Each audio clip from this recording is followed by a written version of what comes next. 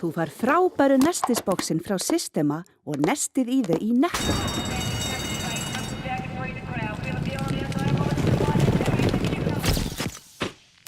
Netto, kræsingar og kostakjör.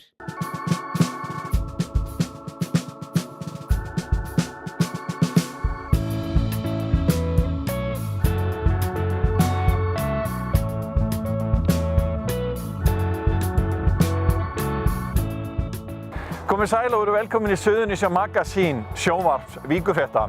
Í þætti vikunnar höldum við áfram að ræða við góðsögnina Guðna Kjartansson, en hann var fyrirliði Gulladaliðs Keflavíkur í knattspyrnu á sínum tíma. En Keflavíkurliði lék meðal annars við mörg af stórliðum Evrópu. Og það fyrsta reynsla mín að spila á móti Stjörnu leikmanni, sem Florian Albert, sem var síðan knattspyrnumaður Evrópu 67, og hann lenti í því að ég hafði víst eitthvað sparkaði niður og hann stóð upp þegar ég ætlaði að biðjast afsökunar og skyrpti bara á mig, og það var mín fyrsta reynsla af topp leikmanni. Við förum á tónleika með Elísu Newman í Kirkjuvogskirkju í Höfnum, einu minnsta hverfi Reykjanesbæjar. Við ræðum við stórhuga en unga bókaútgefendur í Keflavík og förum á skemmtilegt jólaball í Dúshúsum í Reykjanesbæ. En við hefjum leikinn með knattspyrnugóðinu Guðna Kjartansinni.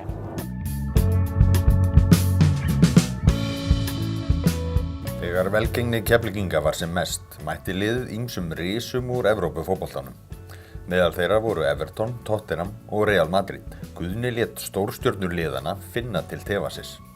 Hjá mér það að ég byrja Keflavík að spila annan Evrópuleik á Íslandi. Fyrsti leikurinn KR Liverpool. Árið síðar, 64, árið síðast erum við að keppa, Keflavík, við lið frá Ungverjalandi sem Ferencváros.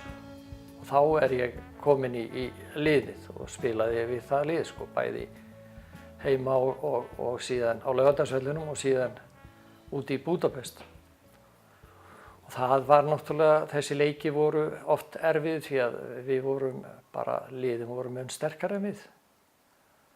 En til dæmis á fyrsta leiknum þá spiluðum við á móti Ungverjum og það gekk illa úti, það gekk allt í lagi hér heima. Og það fyrsta reynsla mín að spila á móti Stjörnu leikmanni, sem Florian Albert, sem var síðan knattspyrnumaður Evrópu 67. Og hann lenti í því að ég hafði víst eitthvað sparkaði niður og hann stóð upp þegar ég ætlaði að biðjast afsökunar og skyrpti bara á mig, og það var mín fyrsta reynsla af topp leikmanni sem við spiluðum við. Þannig að síðan lendum við í að spila við Everton, sem var náttúrulega sögulegur leikur að því leyti að við skoruðum 2 mörk, byrjuðum að skoruðum fyrra markið. Og þar voru náttúrulega stjörnur því að við náttúrulega þekktum meira til Englands. Og þar voru stórstjörnur sem við spiluðum á móti. Og síðan spilaði ég við Tottenham, sem voru nú ennþá meiri stjörnur, því að það voru þó eiginlega flestir þeirra landsliðsmenn í Bretlandi. Það í Skotlandi, Wales, Írlandi og Englandi. Þannig að það var hörkuleikur. Stemmingin var gífurlega góð í Keflavík. Plús það að þegar við fórum erlendis eins og England, þegar við fórum til Englands, þá ég að tala Everton, Tottenham og síðan Real Madrid, þá fóru áhangendur með okkur til Englands. Það var ekki bara í Keflavík, það var fullt af áhorfendum frá Keflavík sem fóru til Englands og með flugi með okkur. Það stæðst í þessu einmitt Real Madrid eins og nefnir. Hvernig var það nú allt saman? Kannski það stæðstæðin. Fyrir okkur voru englendingarnir náttúrulega miklu meira í fréttum á Íslandi. En það var gífurlegt gaman að spila á vellinu hjá þeim og bara umgjörðin sem þar. það bara allt annað en náttúrulega þetta var náttúrulega bara búningskleifin bara hjá Everton. Við höfum aldrei séð svoleiðis búningskleif. Og heitur pottur var þar og það var líka við eins og sundlaug, sko. Þannig að þetta var allt nýtt fyrir okkur að því leyti til. En fótbolt ekkert öðruvísi í Englandi heldur en á Íslandi. Að menn reyna að skora fleiri mörk en mótherinn. Já. Er eitthvað atvik einmitt á leikmannaferlinum? Þú nefnir hann áðan að knattspyrnumaður Evrópu hafi hrækt á þig hérna. Er eitthvað svona inn á knattspyrnuvellinum, eitthvað atvik sem eru eftirminnilegar en önnur? Fyrir mér kannski atvik sem að ég minnist þess og eitt sorgaratvik að einhver tíma voru við að fara að spila í Englandi og fyrir leikinn við England þá hrapaði einn leikmaðurinn okkar niður og dó, sko. Það atvik sem situr alltaf í mér. Rúnar Vilhjálmsson. Já. Og við spiluðum samt leikinn, það var mikið rætt það að fara heim en við spiluðum leikinn. En það gífurlega minnistætt að lendi í einhverju svoleiðis. Nú sem leikmenn andstæðingar þá mér minnistætt knattspyrnumaður sem hét Jóhann Kröf og nýdáinn. En hann var alveg topp leikmaður sem við lentum í og áttum erfitt með að stoppa.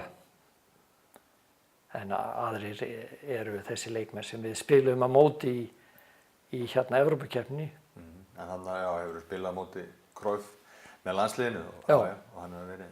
Þá var að okkar mati var það að þetta landslið var besta landslið í Evrópu þá en við þeir unnu ekki úrslitaleikinn því að Þjóðverjarnir unnu hann. En við skoruðum þá eitt mark og fyrsta markið sem þeir fengu á sig hollendingarnir. Þannig að við kroppum okkur á því. Nei, en þetta svona minnistætt og svo spilaði ég eitt leik enn við Hibernian sem við áttum möguleika á því að þá vorum við með topplið og áttum möguleika á því að vinna þann leik, sko. Eða semst komast áfram. Við töpuðum og gerði jafntefli. Töpuðum 1-0 en við áttum stóra möguleika og þá höfðum við lent í því að þjálfarinn hafði raunverulega rokið í burtu eftir við urðum Íslandsmeistari 73 og farið í fílu og farið til Englands. Kom svo og var þjálfari í þessum leik, talaði helst ekki við nokkurn einasta mann í fílu. Þannig að við ákveðum það að við ætlum ekkert að hafa hann í seinni leiknum. Þannig að við þökkum honum bara fyrir og hann þyrfti ekki að koma til Íslands og sjá leikinn við Hibernian. Þannig að við gerðum það bara sjálfur. Já. Og hvernig tókst til í síðan? Það tókst til við gerðum jafntefli þá. Samhliða fótboltanum sá Guðni íþróttauppeldi Suðurnesjamanna í áratugi. Hann lét nýlega af störfum sem íþróttakennari eftir afar farsælan feril. Ég útskrifaði 68, byrjaði í Sundlaug Keflavíkur, kenna þar, en var þar bara stutt. Síðan færði ég mig yfir í Njarðvík, ég var reyndar tengdur körfuboltanum, ég spilaði körfuboltan. Því ég var á íþróttakennaraskólanum að þá þurfti að sækja mig í fótbolta, handbolta og körfubolta.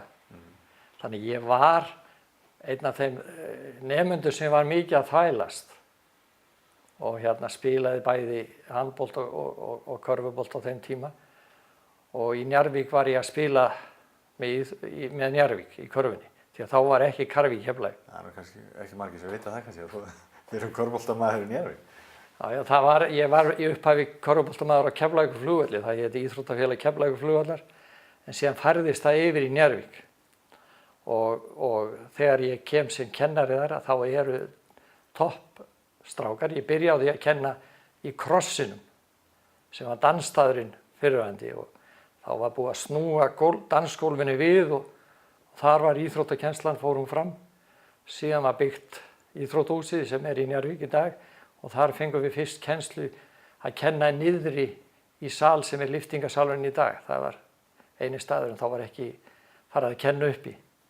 Það var svona upphafið af þeim því húsi og þar kenndi ég í 10 ár og síðan þegar ég fer aftur í Fjölbraut þá einmitt sögðu nemendur sem að voru hjá mér ári áður nei, við erum komin aftur til þín. Þannig ég lenti á sömu nemendum. Að mínum mati sko ég bara mjög ánægður með það að hafa starfað sem kennari og hérna fyrir utan launin sko. En þau með því að vera í kannski fótboltanum hefur þetta bjargast. Hvað svo skemmtilegt við kennarastarfið? Það náttúrulega bara þú hérna sérð árangur. Þú sérð að nemendur blómstra, þú sérð að nemendur að ná tökum á til dæmis eins og bara sundi og öðrum íþróttum, körfubolta, farin að hitta í körfuna, farin að geta synt yfir laugina. Það var oft erfitt í upphafi þegar ég var að koma sem nýr nemandi frá íþrótt- og kennaraskólanum að þá þurfti ég í byrjun að kenna kannski 20 nemendum 5, 6, 7 ára að synda og ég man alltaf eftir fyrsta dæminu hjá mér að þar sat ég og spurði, stóð og þau sátu nemendur og ég spurði hvort ég kynni einhver að synda og einn sagði mér það, hann kynni að synda og ég labbaði með drenginn í Keflavíkurlaugina og sagði leið mér að sjá og hann hoppaði út í djúpu og sökk og ég þurfti að bjarga honum. Lífið hefur snúist íþróttir, bara allt þitt líf nánast. Hvað finnst þér hvað hefur það gefið þér að vera svona mikið í kringum íþróttir? Hvað er svona sérstakt við það einhvern veginn? Það náttúrulega ánægjan að vera í kringum ungt fólk og spila með því og vera í hóp. Það er náttúrulega hópsefling og vinátta sem menn eignast fullt af vinum í kringum þetta og félögum og kunningjum.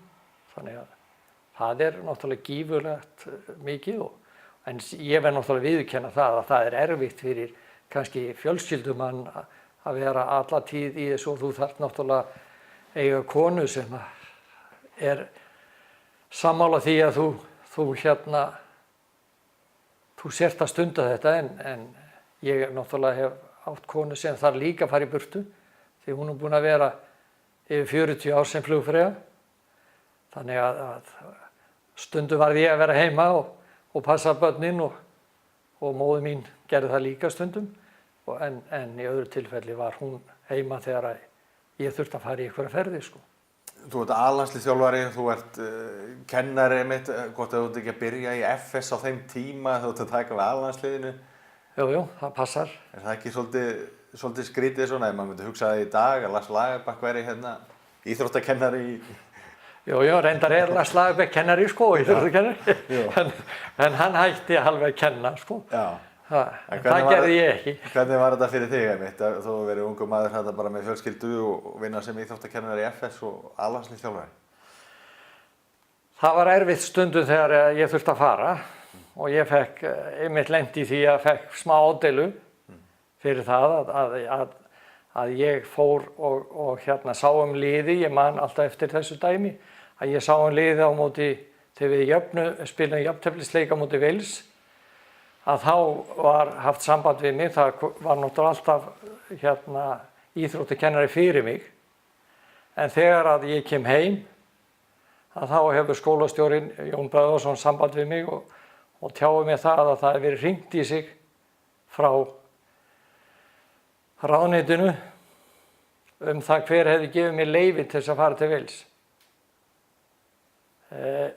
Hann sagði að það hefði verið hringt og hann skammaður og hann sagðist að það hefði gefið mér leyfi en þá voru hann tjáð það að hann hefði ekki leyfi til þess að gefa mér leyfi. Síðan hringdi menntamálaráðuneytið í hann og það var nákvæmlega sama. Hann var skammaður fyrir það að hafi gefið mér leyfi til þess að fara út en það var sem sagt starfsmaður sem vann fyrir mig. Og endurinn var sá að þegar að ég kom heim að þá ræddi hann við mig og ég sagði honum að ég fekk leyfi. Og þá lifnaði yfir Jóni og hann var fljótur að hringja í ráðuneytið til þess að athuga hvort að menn töluðu ekki á milli hæðanna. Þannig að þetta var oft erfitt að lendi í því að svona lagað sko var eitthvað vesinn. Að þú varst landsliðsþjálfari, hafði náð góðum árangri og fá síðan sko hringingar frá 2 ráðuneytum. Já, þú náður gríðarlega góðum árangri sem landsliðsþjálfari. Já. En hvað kemur til að þú heldur þá ekki áfram með landsliðið? Það eiginlega út af því mér fannst sko þurfa betri vinnubrögð í kringum landslið. Eins og kannski ennþá verið að tala um. Og það var til dæmis það að þegar við vorum í Wales að þá var æfing og þegar ég kem út á völl þá hafði gleymst að setja boltana í bílinn. Og það var enginn, síðan kom bara leigubíll með boltana og hendi með bolta og ég var rukkaður 20 pund sko. Ég var bara í íþróttagalla þannig að ég sagði hann að fara tilbaka og fá þetta borgað. Þannig að ég var óánægður með starfsemina í kringum með vantaði vissa menn og þeir voru ekki til staðar og þar af leiðandi hafði ég bara ekki áhuga fyrir að standa í svona málum. Styðjum öflugt atvinnulíf, menningu, mannlíf og íþróttir á Suðurnesjum.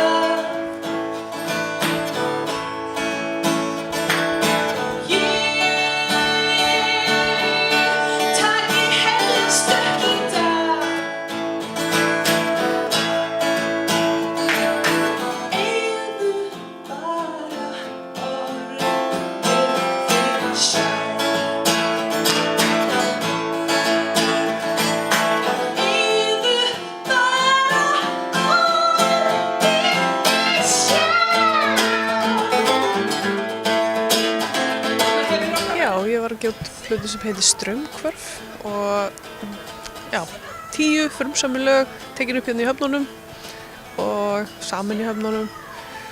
Já, þetta er bara alls konar tónlist, rock og pop, fólktónlist og rólegt og fiðla og söngur og bara frekar mikið stuð. Eftir að fluttir í höfnina þá bara hljóp svona ykkur virkni í því í tónlistinni? Já, ég nú búin að vera nokkuð virk mjög lengi en ég hef bara verið erlendis að vinna þannig að ég hef kannski ekki borið mikið á mér. En jú, hafninar eru mikið svona innblástur hérna að vera hérna við sjóinn. Þá kviknar á alláttur. Hvernig tónlist er þetta sem þú varst að gera? Þetta er bara svona, eins og ég segi, pop, rock tónlist en rólegt líka og ég er svona einhvern veginn engar reglur á þessari plötu. Ég leiði þessu bara koma óhindrað. Svo ertum útgáfutónleika þetta í dag í kósí lítilli kirkju í höfnunum. Hvað ætlar að flytja þar? Ég ætla að flytja nokkur lög á plötunni og svo ætla að taka nokkur svona sæt jólalög sem ég er skemmtileg. Það er nú aðventan og jólun er alveg að koma. Og maður verður að taka jólalög í svona æðislegri kirkju. Og já, bara hafa gaman og hafa kósí stund. Það þarf ekki alltaf að vera svona yfirsprengt. Þetta getur líka verið svona bara nett og skemmtilegt.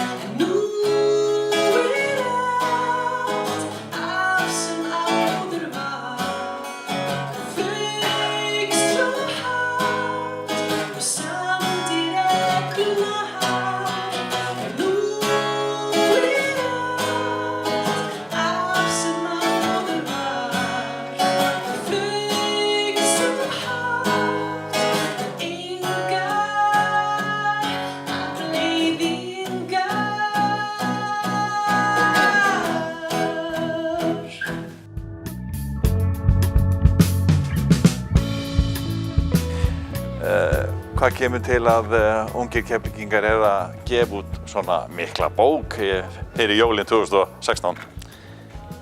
Okkur grunaði nú ekki að þetta er svona stór bók þegar að Viðar hafði samband við okkur 2011, eitthvað svoleiðis.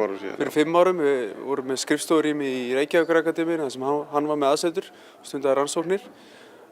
Og hann var með bók í maganum þá og hann vildi bara gefa hún út til okkur og við skildum ekki af hverju þá og við í rauninni skiljum það kannski ekki enn.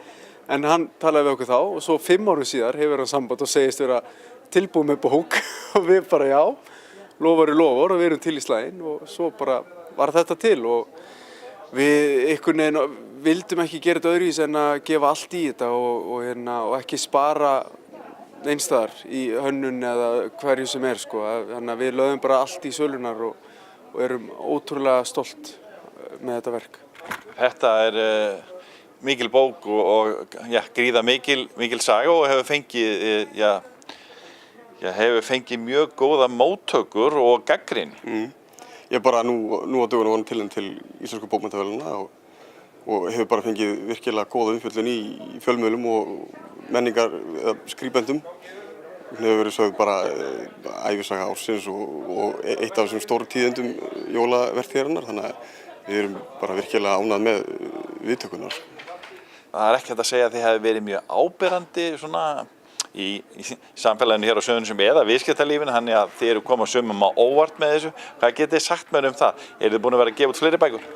Já, við stofnuðum fyrirtækið nokkur saman 2011 þegar við vorum að ljúka við háskólanámi okkar, flest á þeim tíma og við vildum halda áfram að gera eitthvað saman. Við vorum búin að vera lengi á lesstofunni í Árnagarði við Suðurgötu dag og nótt að læra fyrir prófa svona og við gátum ekki ímynda okkur lífið án þeirra stunda saman, þannig að við ákváðum að stofna bókaútgáfu, 5 íslensku fræðingar þá og byrjuðum bara af krafti, gáum út endurútgáfum bók sem var nú alveg mikið í fjölmiðlum líka og birtist meðal annars viðtal við okkur í Víkurfréttum þá, mjög gaman að rifja það viðtal upp og þetta hvað þetta ekki? Heldur þetta sé 8. útgáfan okkar, svona, ég myndi halda það sko. Og við eiginlega komum líka alltaf svona öfugt við komum svona úr afkimum sko. Við byrjuðum á því að endurútgefa bækur sem að fyrir einhverja sakir hafa einhvern veginn gleymst, fallið af einhverjum stalli sem við vildum bara reisa aftur á. Svona, já. Og það var kannski svona fyrstu verkin okkar sem að svo með hverju verki hefur verið að svona stökkva á næsta þrep þangað til að við fórum eiginlega í 3 stökk í þessa útgáfu hérna Jón lærða sko, hans Viðars. Við erum hérna í bókasafni Reykjanesbæjar og vorum líka að hlusta og upplestur úr bókum Birki Baldvinsson, einn mesta businessmann Íslands fyrir og síðar. Mikill business að vera í bókaútgáfu? Þetta sko, við finnum fyrir því að við þurfum alltaf meira og meiri tíma fyrir hérna útgáfuna, en við stofnuðum ekki þessa bókaútgáfu út af því að ætlum að fara í business. Þetta meira svona hugsjónastarfsemi sko.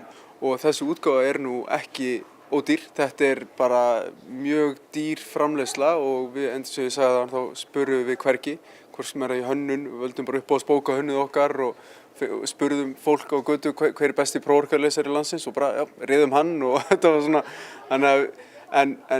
og sumir myndu segja að það væri klikkun og sumir hafa sagt að við varum brjáluð, svona lítið forlag eða svona miklu peningi í eina bók og svona einhvern veginn veðja á einn hest bara, en ég held að einmitt gagnrýni og umfjöldun hefur sýnt það að þetta var bara, við trúðum á þetta verk og það... Við hefum bara ekki getað búið öðruvísi þessa bók, þetta verk hans Viðars öðruvísi sko, annars værum við ekki að mæta hans metnaði í rannsóknum og skrifum, við þurftum að mæta hans metnaði. Þið þurfum þá að selja fyrir nokkra milljónir og verðið þá þar að lenda á ferðinni núna, já, á fullu fyrir jólin? Já, við viljum selja þessa bók sko, en það til að sjálfsögðu, en það líka við viljum koma henni til sinna, til áhugasamra. Það svona, eins og segi, þetta náttúrulega dýr útgáfa, en bókin ætti að vera dýrar út í verslunum sko. En það út að við viljum að hún komist til leiðar sinnar. Leið við þökkum fyrir áhorfið, minnum við á aðra miðla Víkurfrétta. Við erum að gefa út vikulegt fréttarblað og í þessari viku að koma út 72 blaðsíður.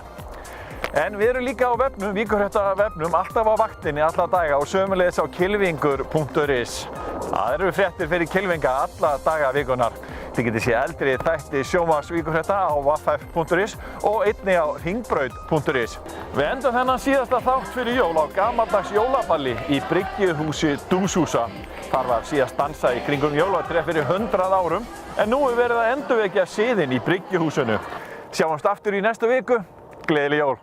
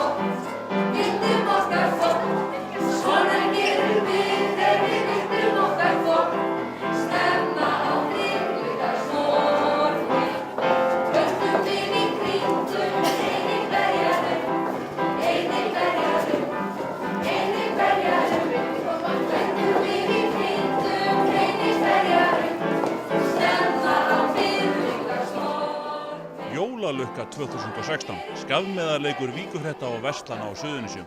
6.000 vinningar að verðmæti 7 milljónir króna. Það getur fylgt í mikil lukka að gera jólainkaupin á Suðurnesjum. Bókaðu bílinn þinn á bílahótel og láttu degra við hana meðan hún ferðast. Bílinn bíður þín svo tandurheill við heimkomu, beint fyrir utan. Bílahótel.is